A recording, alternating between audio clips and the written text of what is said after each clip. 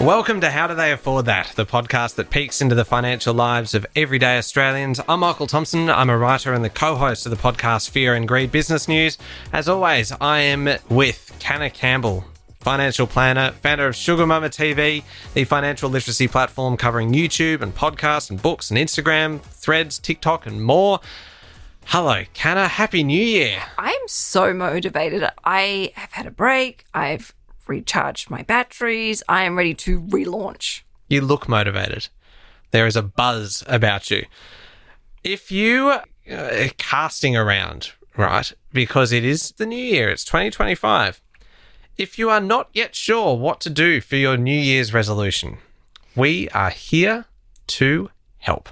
Because what I would really like would be to make this year the year that you kind of take control of your money. Because we've covered so much stuff, haven't we? We've covered so many different things, and there's never a better time to start things than right away. But if you want a milestone, if you want a time to do it, the start of the new year, perfect, right? Exactly. So today, we are putting together 12 goals for 2025. Shall we jump into it? I love that. Hit the ground running. All right. Number one, and look, these don't have to be your goals. You can take and leave any of them, depending on what suits your own personal circumstances. But number one, make a budget. Make a budget, or if you already have a budget, review your budget, which I should add, you should be doing every single month, reviewing it. But it is so important that you have a budget and that it is written down and you can easily access it to update it, to check it, to see what other new expenses have slipped on in. New Year's is typically when I know I should be doing it more regularly, but New Year's is typically when I'm kind of looking at my budget. And because there's a little bit more downtime and you can sit down and do it. For those who haven't got a budget and who are perhaps hearing this podcast for the first time, in 30 seconds or less, can you tell us how to actually sit down and do it? Is it about just assessing what you're already spending and just writing it down on paper? Oh my gosh. No, I can't do that in 30 seconds. I think we need to do a whole new session maybe on budgeting and cash flow, but you need to go through your transactions. So print off if you need to, or have on a separate screen your bank statements. So you can actually see the reality of what your life costs. You need a calculator. You need a piece of pen and paper. I actually recommend writing it down on paper before you go and plug it into an Excel spreadsheet or a budget template. But you can pretend that you spend this much on takeaways, but your bank account and those transactions will tell you the truth and reality. Okay. Goal number 2 is to make 2025 the year that you actually create a buffer in your budget, right? And that's kind of tied into what you just said there about kind of almost stop lying to yourself and stop kind of deceiving yourself more so about what you're actually spending. Be realistic and go one step further and build a buffer in. Also, with the rising cost of living, expenses are going up all the time, particularly around, for example, insurances. Mm-hmm. So round everything up so you've got a margin of error. And what I say to people through the Sugar Mama Budget and Cash Flow Academy program is round it up to the nearest $5, $10, $100. So if it's $80, call it $100. If it's $7, call it $10. But once you go to $100 or more, add 10% on there. So it just keeps you in a very safe playground when it comes to managing your cash flow and you're not caught short. Okay, nearest $5, $10, $100 or above that 10%. Okay.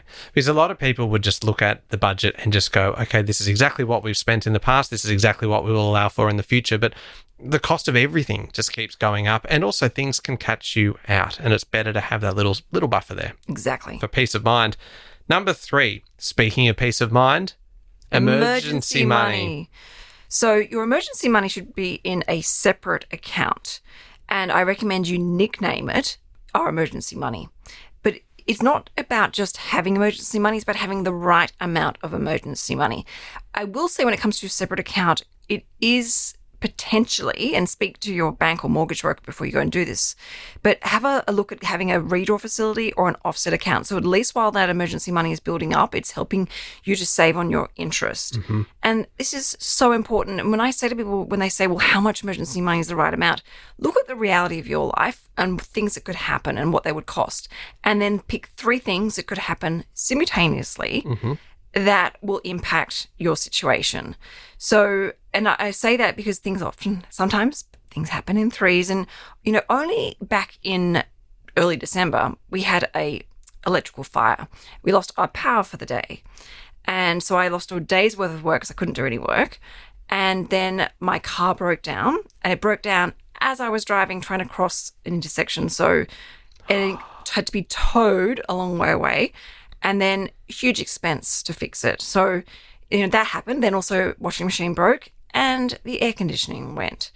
So it was, things happen. It's not, don't think, only one thing could happen at a time. You never know. Yeah. So be smart. You never regret having too much emergency money, and having that offset account or withdrawal facility can actually work to your financial advantage in saving money in the meantime, but it means you sleep well at night. I always struggle with the idea of what constitutes an emergency. I did get a message this week from you about a certain situation, whether it was classified as coming out of the emergency money. Yes, and it was. We established that I was expecting a much more negative response than the one that I got, because our coffee machine died. And it's hardly it's a very, very first world problem.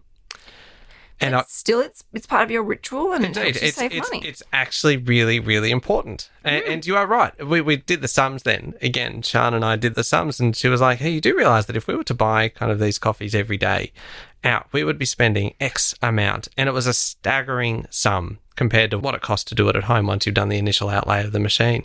And so my message to you was, hey, Canna, do you reckon a new coffee machine, does that count as an emergency for the emergency fund? And I was expecting this all caps response, no, that's not an emergency, something. And the response came back, if you really love your coffee, then yeah, it probably is. But it's helping you save money, but it's also a very beautiful ritual, I think, having a coffee at home. Yeah, no, absolutely. Okay, so make 2025 the year you set up your emergency fund, because you will sleep better at night having that there. And also when things do go wrong, you don't fall into a mess and a panic. Yes, I had a crappy week, but, I was able to have a moment and go, thank goodness we have some emergency money there. Yeah. Number 4, what have we got? Pay down debt. So draw a line in the sand, no more toxic debt. If you're relying on credit cards, you're relying on buy now, pay later to survive, that is your red flag that you need to get the monkey off your back, pay those debts down, and take a break from using them, or don't use them at all. And when it comes to debt, the rules are under the banner of general advice only is, credit card debt, buy now, pay later, the ones that have that toxic impact on your financial situation, and just work through your list. And I have a strategy called the hit list strategy, where it could mean that you pay a little bit more money in interest, but it's more about the mindset and tuning into the psychology of money. What's it called? It's called the hit list. Hit list. We can do an episode if you like, really on the hit list. I would be open to this. But you go through the smallest debt first, and you build up momentum and work through. And yes, it means ignoring which interest rates have the highest interest rate, but it's about building a sense of progress, which then fuels you and motivates you to keep going. And I've coached so many people out of huge amounts of debt. But, review it and then tracking it so you can see it's actually working. But 2025, say goodbye to toxic debt in your life. It is financially and emotionally draining. Number 5 on the list is to start paying attention to your superannuation. Now, I know this is one that you are very, very passionate about, and just start today, because the earlier you can start paying attention to your superannuation, the longer you have to build up the benefits. What gets monitored gets made. So find out where your superannuation is. Do a search to see if you've got any old missing superannuation accounts, which is very easily done online. And then look at where it is invested. But don't just look at where it's invested. Make sure it's right for you. So go, once you've seen where it is, and a lot of people in this default balance fund, or I actually had someone message me to say that they did a search and found it had been sitting in cash for the last 15 years. Which horrified them. They were so upset at themselves. Oh, they said, no. I listened to your advice through your podcast. I went and did this, and now I fixed it. And I feel so much better. But obviously this person was kicking themselves. So make sure it's right for you. So once you find out where it is, then go and do a risk profile. And if you need to make some changes, get advice, because obviously there are consequences like capital gains tax and buy-sell costs, brokerage, and so forth. So that's really important. And also, whilst you're there, check that your contributions have been going in, and they've been going on time. In a previous episode, I shared about a friend of mine that discovered her employer had never been paying super, and she missed out on about $35,000 worth of super contributions, which was devastating. Ouch. And that's just in the contributions. That's not adding up what that would have cost. Yeah. retirement time, when all of a sudden the power of compound interest and the power of having those investments working for you would have seen it worth a lot more. Yeah. Okay. And it's worth also mentioning the fact that everything that we're talking about here, we have done episodes on these ones individually in the past. So if you're a new listener to the podcast, welcome first, but also have a bit of a scroll back through the past catalogue, because we have taken a deep dive in the past into, say, doing your risk profile and deciding where you should have your money within your superannuation, what type of assets, and kind of what the appropriate level of risk is for you. So we've got more information on all of these in previous episodes. Today's really just, this is putting together the ultimate list of goals to make this year the year that you take back control of your money. One more before we take a quick break though. Number 6, start an investment portfolio. This has filled countless episodes on its own. Now's the time to invest. I don't believe superannuation on its own is going to be able to fund our retirement, or the retirement that we actually want.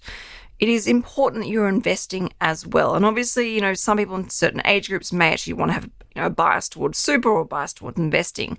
But, this is the year to start investing. If you've been thinking about it and wanting to do it, it's been on your list but never actually done it, or you started it and just kind of dropped the ball on it, reconnect with it, get it going again. And that's why I love the $1,000 project, because, you can start with $1,000 and it's exciting. You can watch it grow and you can think outside of the square as to how you're going to get more money, and actually start tracking that passive income and thinking about, okay, well, I now make $2,000 a year off my portfolio. That's going to contribute towards my retirement goals.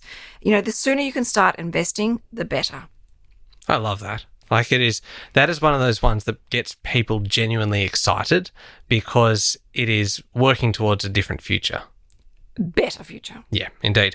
All right, so that's the first 6 of our 12 goals for 2025. Let's take a quick break and come back and get the next 6.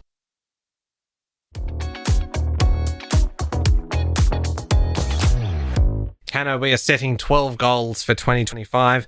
We are just coming up with ideas really here, and you can pick and choose the ones that suit you and the ones that are appropriate for you. Number 7, improve your financial literacy. Make 2025 the year that you do that. And hey, if you're listening to this podcast, it's probably already a good start, right? Create a habit system. Have a simple goal. You listen to one podcast a week, like this one, or Sugar Mama's Fireplay, or you read one book per month, or you watch a video on YouTube about investing, or you spend half an hour every Monday morning going through the Money Smart website, which is, created by ASIC. There is so much free information out there to help you, and great quality information to allow you to make far better decisions with your money and improve your financial well-being, both in seeing it in your bank balance, but also internally as well. That's a good one, isn't it? Because it is something that you can do at your own pace too, and you can do it in a way that works for you. If you are a podcast listener, there are great podcasts out there to listen to. If you like reading books and kind of taking a deeper dive into things, then go for that. And the Money Smart website that you mentioned is a fantastic resource for explaining terms in really simple language and kind of helping to educate you, and no one needs to know what you're researching. It's a great way of kind of filling some knowledge gaps that you might not be comfortable admitting that you have. And I've done it. I've jumped on there and looked up stuff. And I'm like, oh, okay. All right. That wasn't so hard at all. Now, that's number 7. Number 8, vitally important. I will admit I need to do this. I have a will, but it needs to be updated. Yeah. And I need to make some changes. So, you've got to have a will in place. You may think, well, I've got nothing, no assets. But that's not the issue. The issue is you do have assets, you have superannuation, but also you may have some debts as well. You need to be thinking about this and, thinking about what is the best for your family, for your loved ones, and where do you want the wealth that you've established so far. Yeah. You've got items, you may have belongings that are valuable. So you have a will. If you don't, or make sure it's updated. Yeah. And it's just one of those things that it's an uncomfortable thing to do, but once you've done it, okay, you're good for a bit. And you do need to kind of keep reviewing it and keep checking it every now and then to make sure that it is current. Especially if your situation changes. Yeah, absolutely. But just get it done in the first place. And include a charity in there as well. Oh, yeah. Great idea. Thank you. I like that. While we are reviewing things, number 9 is review your insurances.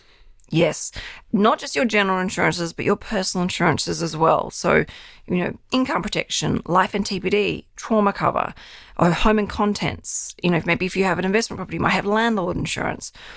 go far and wide with this. And also, I recommend when you do that search for your superannuation accounts, which I believe was number 5, is to have a look at what insurances might be attached to those old superannuation accounts. I know when I was running my financial planning practice, I'd always come across an old superannuation account for a client, and they have like a $500,000 life policy that I had no idea existed. So do your research, see what insurance policies are attached to superannuation accounts. Also, might I add, accidental cover. I had completely forgotten that when Rocco was a baby, I took out accidental cover on him. And it wasn't until I got something in the mail saying it actually had defaulted because I changed bank accounts, not updated it. It's like, oh my goodness, I completely forgot about that. So make sure you take stock of what you have in place and what you need and what you potentially don't need because you're doubling up somewhere else. Number 10 is one that you are very passionate about because you have talked about it a number of times. Calling up your utilities provider and asking for a better deal. Oh, I do this every Frugal February. I know you, and you're very satisfied when you do it. Well, I've shared previously, I have the numbers in my phone, and in my phone, I will have also my account number. So it's very easy to access the information to make sure my phone call is very efficient. And I can do it literally in the car, obviously with 2 hands using Bluetooth, responsible driving at all times. But asking for a better deal, I do this with Foxtel, I do this with our energy and gas bill, everything. I leave no stone unturned. And it's amazing. If they think they can lose you, they'll pull a rabbit out of a hat.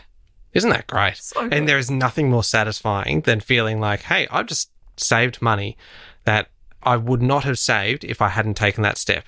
And I know this sounds really weird and odd coming from a financial planner, but sometimes the smaller savings are actually more satisfying than the big savings. Yes, I know exactly what you mean. It's also then leads us very neatly into number 11 on our list, because we talk about kind of small savings. This is at the other end. This can lead to some big, big, big savings. We are calling up your bank. Yes, and asking for a better deal with your home loan. Now, I will say be careful with this, because if you call your bank, they're obviously only going to talk about their bank products. Yeah. And, try and get you on one of their products, which is obviously they work for the bank. That's their job. So if you get a no from your bank or you're not happy with the answer, reach out to a mortgage broker, an experienced mortgage broker that can actually go and look far and wide for you with other financial institutions that maybe have an even better interest rate for you. And Adam McCabe, who we've had on the show here from Blue Lantern, he got a brilliant hack. He's like, what you can do is look at what your current bank is offering new customers. And if that new rate for new customers is lower than what you're paying, that is often a sign that they will go and reduce your rate to at least match that, if not better it. It shows they have the capacity to do that, don't Exactly. But it is going to depend on how long you've been with the bank, what the size of your loan is, what you've paid off so far, the value of your property. There are a lot of, obviously, variables. And if you're not a confrontational person, if you're a bit of an introvert, honestly, this is a fairly easy call to make, to talk to someone at your bank about this. I've done this before, talked to them, and they did reduce the rate fairly significantly. But if you are not comfortable doing that yourself, then talk to a mortgage broker and get them to do it for you, and they will do that. It is no skin off their nose. And a good mortgage broker will happily do it for you. Yeah, and they've already got that. They know where to go. They know which banks are the ones that are more aggressively chasing customers and things, and they are the ones that typically will actually move the greatest on. Exactly. But obviously use those savings. Don't spend it. Don't put that newfound savings back into your budget. If you can afford to, increase your mortgage repayments by that newfound savings. Because those savings then expand massively. The last one, number 12. What do you think about this one? Because it's kind of fun, actually. We've got a fun one for number 12. Learn your credit score. Do you reckon? I reckon most Australians probably would have no idea what their credit score is. I know. I agree with you on this one. And a lot of people think, I only need to worry about that when I go borrow money. But we've mentioned this in the past, identity theft. You can see what's going on, who's potentially taken a credit card out in your name. And obviously, if you're preparing to borrow some money, whether it be buying a home or borrowing to renovate or maybe looking at borrowing money to do a debt recycling strategy, jump online. It takes 5 minutes, if that. And it's free. It's free. Yeah. And it's quite satisfying. Again, I know this sounds like all I'm looking for is satisfaction from all of these resolutions, but it is quite satisfying to go in there and to check it. And you can check it again later. You can check it in 6 months. You can check it in a year and see whether your credit score is in fact improving or whether it's not going backwards. There we go. Because it is something that you do need to keep an eye on. Because as you say, just for that red flag of identity theft, for one thing. And also, people don't realise if you have a good credit score, you're in a better bargaining position when it comes to negotiating a better rate for your home loan. That's a good point. So you can actually say, hey, I know my credit score is X. I am a good candidate for this. I am a good customer. Exactly. Okay. All right. That's a good list. We have delivered, I feel like, this morning. Yeah, 12 solid goals for 2025. Make a budget, create a buffer in your budget, set up an emergency fund, pay down debt, pay attention to your super, start an investment portfolio, improve your financial literacy, set up or update your will, review your insurances, call up your utilities provider and ask for a better deal, call up your bank or mortgage broker and ask for a better deal on your home loan, and learn your credit score. It's going to be a very busy January. Bring on 2025. It's very exciting, isn't it? All right, Canna, if we want more information, where do we find you? The best place to find me and contact me is through Instagram. And you can hear me every day with Sean Aylmer on Fear and Greed Daily Business News for people who make their own decisions. Thank you for listening to How Do They Afford That? Remember to hit follow on the podcast. That is most important. And the best thing you can do is tell somebody else. Send them this episode. Spread the word about How Do They Afford That? Thank you for your company. Join us again next week.